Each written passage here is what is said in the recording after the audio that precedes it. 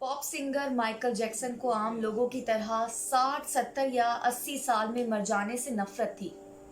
वो 150 साल तक जिंदा रहना चाहता था, इसलिए वो रात को ऑक्सीजन टेंट में सोता, जरासीम वायरस और बीमारियों से बचने के लिए दस्ताने और मास्क पहनकर लोगों से मिलता, खुसूसी खुराक खाता और उसने मुस्तकिल तौर पर 12 डॉक्टर्स मुलाजिम रखे हुए थे।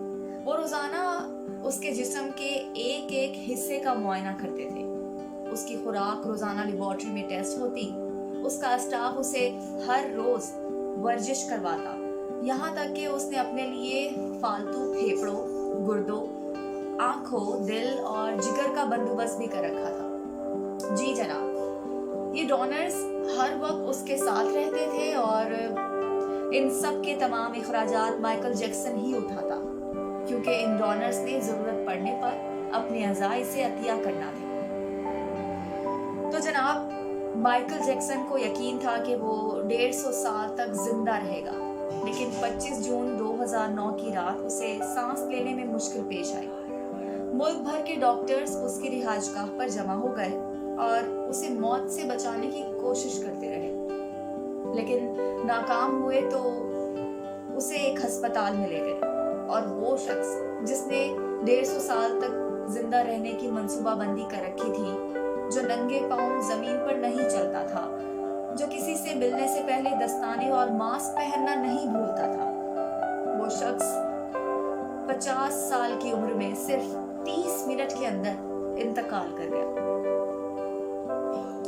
माइकल जैक्सन के पोस्टमार्टम से पता चला कि एहतियात की वजह से उसका जिस्म ढांचा बन चुका था। वो सर से गंजा था, उसकी पसलियां टूटी हुई थी, उसकी गर्दन, कंधे, पसलियों और टांगों पर सुइयों के कई निशानात थे। वो प्लास्टिक सर्जरी की वजह से पेन किलर का मोहताज हो चुका था। वो रोजाना दर्जनों इंजेक्शन लगवाता था, लेकिन ये इंजेक्शंस, ये एहतियात, ये डॉक्टर्स भी उसे मौत से नहीं बचा सके। माइकल जैक्सन की मौत एक ऐलान है कि इंसान पूरी दुनिया को फतह कर सकता है, लेकिन वो अपने मुकद्दर को शिकस्त नहीं दे सकता। वो मौत और इस मौत को लिखने वाले का मुकाबला नहीं कर सकता।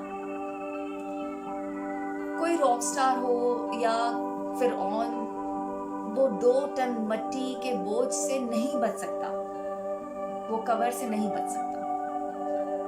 लेकिन हैरत है कि हम माइकल जैक्सन के अंजाम के बाद भी अपने आप को फौलाद का इंसान समझते हैं। हमारा ख्याल है कि हम मौत को धोखा दे देंगे, हम 150 साल तक जरूर जिंदा रहेंगे। ऐसा करके हम अपने आप को मजीद मुश्किल में डाल रहे हैं। दुआ है अल्लाह करीम हमारा खात्मा ईमान पर करे।